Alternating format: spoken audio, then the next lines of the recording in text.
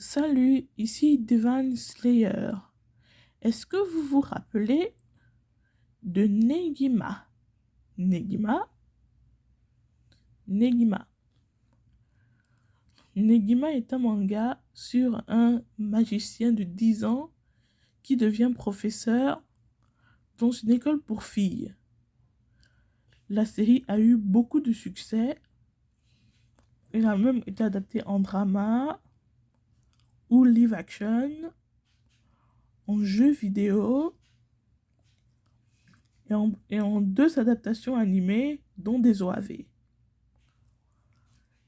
J'ai décidé de faire cette vidéo parce que, même si ça fait des années que c'est terminé, j'aime cette franchise.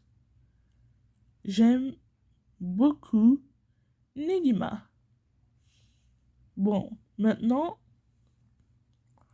en ce qui est du manga, faites attention, je veux dire, parce que il y a du fan service. Donc, si jamais vous n'aimez pas le fan service, passez votre chemin. Bien sûr, même s'il y a du fan service, ne vous attendez pas à quelque chose comme Aikitusen ou Queen's Blade ou Monster Musume. Enfin bon. Il y a... Le manga commence d'abord par les arcs assez épisodiques. Ensuite, il y a l'arc de l'île bibliothèque. Après ça, il y a l'arc du combat contre la vampire Évangéline. Et ensuite, après, il y a l'arc de Kyoto. L'arc de Shaolin Chen, qui est la méchante, enfin du moins d'un arc. Et après ça, Mo Itato Sekai, ou dans un nouveau monde, où est-ce que les personnages sont dans un monde magique. Je dirais que Mo Itato Sekai, ou du moins la partie où est-ce qu'ils vont dans le monde magique, est la meilleure partie de tout le manga. En fait, si jamais il y a une raison pour relire ce manga, c'est bien pour l'arc du monde magique. L'arc du monde magique est ma partie préférée de toute la série, et je ne sais pas combien de fois je l'ai relu. Bref, le manga est bien, essayez-le. En plus, c'est vraiment super bien dessiné. Évidemment, Akira Kamatsu, l'auteur de Lovina. Maintenant, parlons des animés. Tout d'abord, il y a Negima, première adaptation animée, et je dois dire, je déteste ça. L'animation est vraiment très cheap et très moche. Très... pas de budget, quoi. En plus, ils utilisent les mêmes soundtracks et qui se répètent encore et encore et encore. C'est juste insupportable.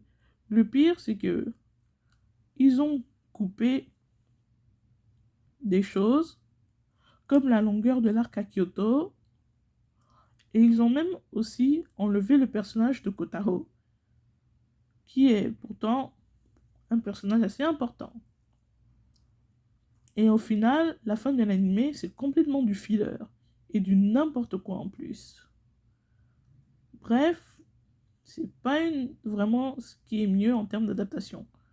Ensuite, il y a une deuxième adaptation animée qui s'appelle Shin Negima, qui est une version non canon au manga, mais qui est quand même un très bon animé. C'est assez drôle. Cependant, malheureusement, ce n'est pas une bonne adaptation du manga. Il n'y a que les 3 premiers épisodes qui adaptent l'arc d'Évangéline qui est dans le manga.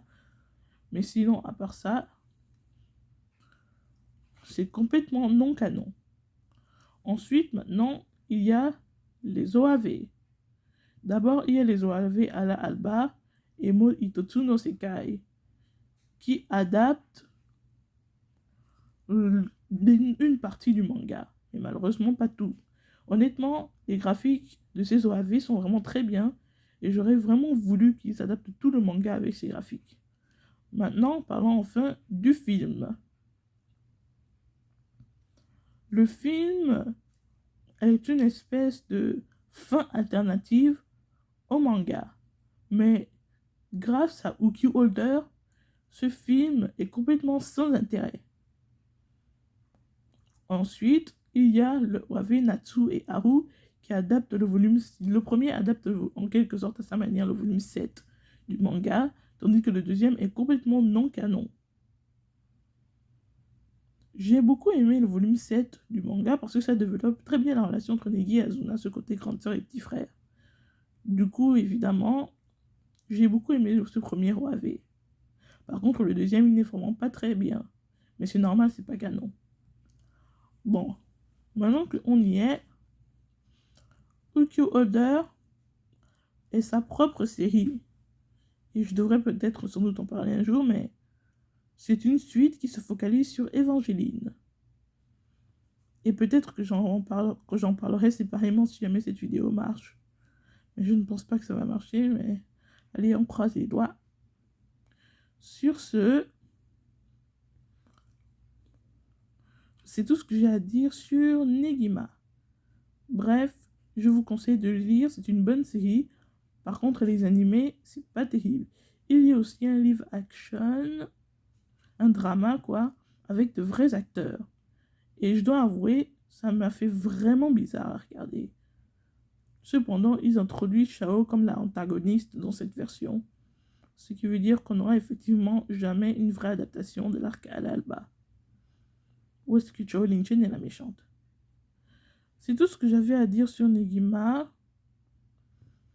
Cette vidéo, elle est surtout pour les gens qui connaissent la série, ou du moins qui en ont entendu parler. Si vous ne connaissez pas Negima, je vous conseille vraiment de lire ce manga. Par contre, évitez l'anime, c'est une très mauvaise adaptation. C'est tout.